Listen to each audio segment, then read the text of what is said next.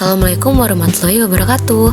Halo teman-teman semuanya. Pada video kali ini saya akan membagikan tutorial mengenai uji one way ANOVA menggunakan aplikasi SPSS.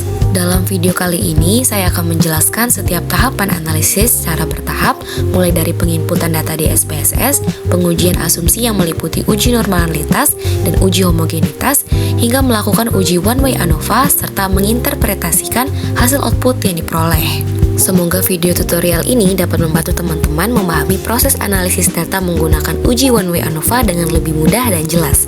Baik, tanpa berlama-lama lagi, mari kita mulai tutorialnya. Selamat menyaksikan teman-teman semuanya.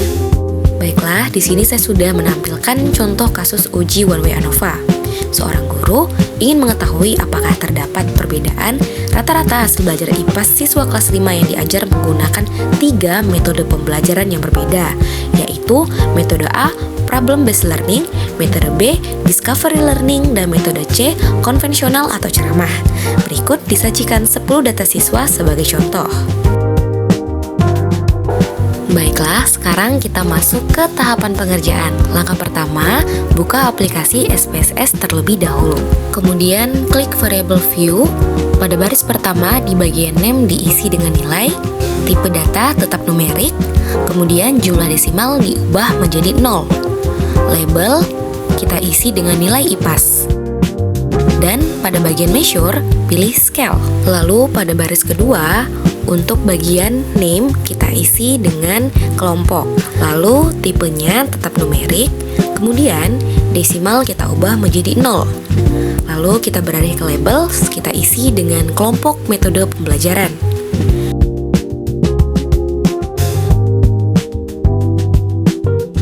Masuk ke value, kita klik tombol 3 yang ada di tepi. Kemudian kita isi value dengan 1. Kemudian label kita isi metode A. Kemudian klik ADD. Dilanjut dengan value kita isi 2. Kemudian di label kita isi dengan metode B. Lalu klik ADD. Kemudian value kita isi 3. Lalu kita masukkan di label metode C. Lalu klik ADD. Kemudian jika sudah masuk semua, kita klik OK. Lalu pada measure kita pilih nominal. Nah, untuk langkah kedua, kita klik data view di pojok kiri bawah untuk berpindah dari variable view. Kemudian, pada kolom nilai, ketikkan 10 nilai IPAS berturut-turut sesuai urutan tabel data dari studi kasus. Kemudian, pada kolom kelompok di baris yang sama, ketikkan kode kelompoknya baris data. Metode A diberi kode 1 dari nomor 1 sampai nomor 4. Kemudian metode B diberi kode 2 dari nomor 5 sampai nomor 7. Kemudian metode C diberi kode 3 dari nomor 8 hingga nomor 10. Kemudian kita masuk ke langkah ketiga, yaitu uji normalitas terlebih dahulu.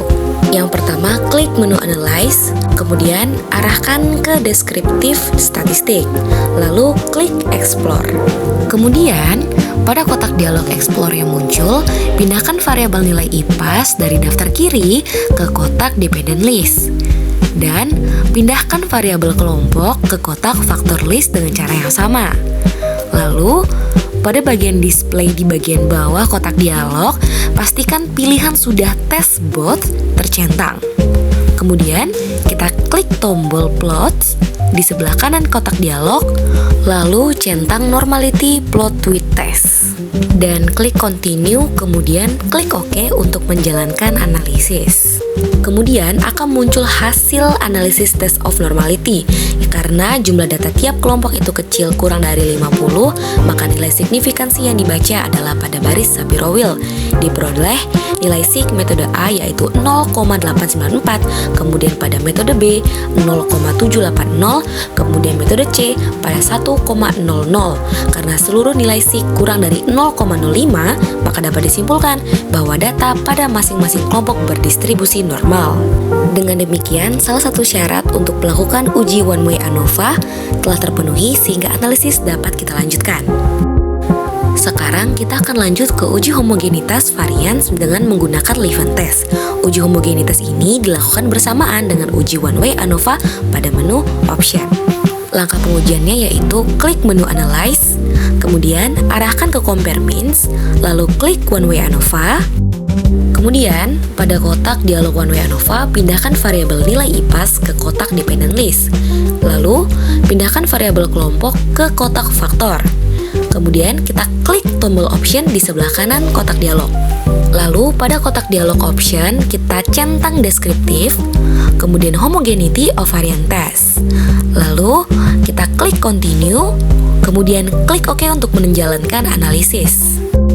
Nah, pada tahap ini, SPSS akan langsung menghasilkan 3 tabel sekaligus, yaitu deskriptif, test of homogeneity of variance, dan ANOVA. Nah, di sini sudah ada tabel output SPSS deskriptif. Berdasarkan hasil analisis deskriptif, dapat kita simpulkan bahwa kelompok yang menggunakan metode A memiliki rata-rata nilai IPAS tertinggi, yaitu 86,25, diikuti oleh metode B, yaitu 77,67, dan metode C, yaitu 70,00. Hal ini menunjukkan bahwa secara deskriptif, metode A memberikan hasil belajar yang lebih baik dibanding metode B dan metode C. Kemudian kita lihat output SPSS Test of Homogeneity Variance. Nah, di sini berdasarkan hasil uji homogenitas varian menggunakan Levene test diperoleh nilai signifikan sig-nya itu sebesar 0,398. Karena nilai signifikannya itu 0,398, yaitu lebih besar dari 0,05, maka HO diterima sehingga dapat disimpulkan bahwa varian data antar kelompok adalah homogen atau sama. Nah, di sini sudah ada output SPSS ANOVA. Berdasarkan hasil uji one way ANOVA, kita memperoleh nilai F hitung sebesar 27,930 dengan nilai signifikan kurang dari 0,001. Karena nilai signifikannya kurang dari 0,05, maka HO ditolak dan HA diterima. Dengan demikian, dapat kita simpulkan bahwa terdapat perbedaan rata-rata hasil belajar IPAS yang signifikan antara kelompok yang menggunakan metode A, metode B, dan metode C. Jadi, kesimpulan hasil analisis data pada penelitian ini berdistribusi normal dan homogen, sehingga uji one way ANOVA dapat dilakukan, dan hasilnya menunjukkan nilai F sebesar 27,930 dengan signifikan kurang dari 0,001 atau kurang dari 0,05, yang berarti terdapat perbedaan rata-rata hasil belajar IPAS yang signifikan antara ketiga metode pembelajaran. Demikian tutorial mengenai cara melakukan uji one way ANOVA menggunakan SPSS, mulai dari proses pemasukan data, melakukan uji normalitas dan uji homogenitas, serta uji one way ANOVA, hingga membaca dan menginterpretasi hasil output SPSS.